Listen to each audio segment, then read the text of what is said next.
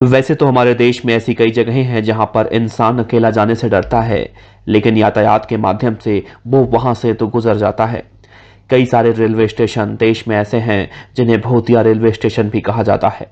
इस बात की प्रामाणिकता समय समय पर बदलती रहती है, लेकिन आज हम आपको एक ऐसे ही रेलवे स्टेशन के बारे में बताने जा रहे हैं जिसे 42 सालों तक बंद रखा गया। और इसके पीछे की वजह कोई भी कर्मचारी उस रेलवे स्टेशन पर काम नहीं करना चाहता था। इन 42 सालों में अगर कोई ट्रेन उस रेलवे स्टेशन से गुजरती थी तो सभी यात्री अपनी खिड़की दरवाजे बंद कर लिया करते थे। यहाँ तक ट्रेन का ड्राइवर ट्रेन की स्पीड बढ़ा देता था, और जब ये रेलवे स्टेशन पार हो जाता और तब सबकी जान में जान आती थी।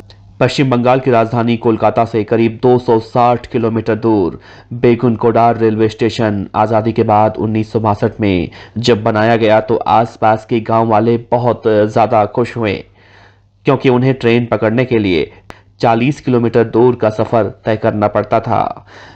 बेगुनकोडार रेलवे स्टेशन बन जाने से उनकी ज़िंदगी आसान हो गई थी। लेकिन करीब 5 साल बाद 1967 में एक दिन अचानक एक ट्रेन इस रेलवे स्टेशन से गुजर रही थी।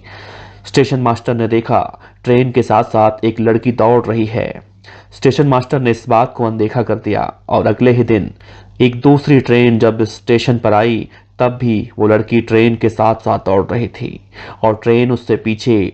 लड़की की स्पीड इतनी थी कि वो ट्रैक पर ट्रेन के सामने भाग रही थी। अब तो स्टेशन मास्टर को यकीन हो गया था कि लड़की कोई मामूली लड़की तो नहीं है, जरूर कोई भूत प्रेत है, और डर के मारे वो अपने गांव चला जाता है और कुछ ही दिनों के बाद उसकी मौत हो जाती है।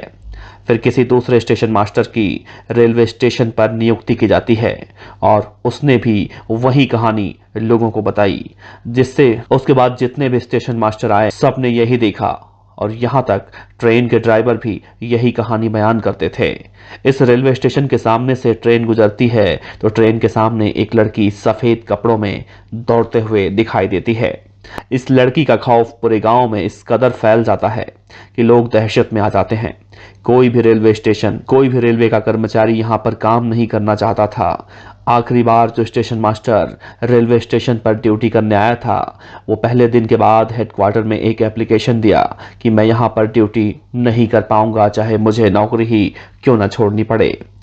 किसी के काम नहीं कर पाने की वजह से मजबूरन उसे रेलवे स्टेशन को बंद करना पड़ा, और इस रेलवे स्टेशन की चर्चा धीरे धीरे पूरे देश में फैल गई और इसे भूतिया रेलवे स्टेशन घोषित कर दिया गया। अब गांव वाले फिर से ट्रेन पकड़ने के लिए 40 किलोमीटर दूर जाने लगे। अफवाह फैल गई कि यह भूत उस महिला का है जिसकी मौत एक दुर्घटना में हुई थी। अफवाह ये भी फैलने लगी कि एक सफेद साड़ी पहने महिला उस रेलवे स्टेशन पर नाचती है। तो कोई ये भी कहने लगा था कि शाम के 5 बजे के बाद वो महिला ट्रेन की पटरियों के आसपास घूमती हुई दिखाई देती है। भूत प्रेत, आत्माएं, बुरी शक्तियों जैसी चीजों के बारे में अक्सर सुनने को मिलता रहता है, लेकिन इन बातों में कितनी सच्चाई है इस बारे में कह पाना, वो भी बिना किसी सबूत के साथ, बहुत मुश्किल है। लेकिन कोई रेलवे स्टेशन भूतिया होने के बाद 42 सालों तक बंद रहे तो ये मामला आम से खास खुद ब खुद बन जाता है। ऐसा नहीं है कि स्टेशन के बारे में कोई गहनता से जांच नहीं करना चाहा। जब स्टेशन के बारे में पूरे देश को मालूम चला तो कई पैरानॉर्मल एक्सपर्ट भी यहां पर जांच करने के लिए आए, लेकिन उन्हें किसी भी तरह की अदृश्य शक्तियों का एहसास तक नहीं हुआ। लेकिन डर का सिलसिला यूं ही 42 सालों तक चलता रहा। लोग उस स्टेशन के पास से भी जाने से डरते रहे, और फिर वक्त आया 2009 का, जब पश्चिम बंगाल की कद्दावर नेता ममता बनर्जी को रेल मंत्री बनाया गया। ममता बनर्जी ने जब इस रेलवे स्टेशन के बारे में सुना तो उसे दोबारा खुलवाने की कोशिश की, और सितंबर 2009 में यहां सबसे पहले रांची हटिया एक्सप्रेस का हाल्ट बनाया गया। तो यहाँ सबसे पहले रांची हटिया एक्सप्रेस को रोका गया, जिससे इलाके के लोगों के मन से डर कुछ हद तक तो कम हुआ, और धीरे धीरे वक्त बीतने के साथ यहाँ और भी ट्रेनें रुकने लगी।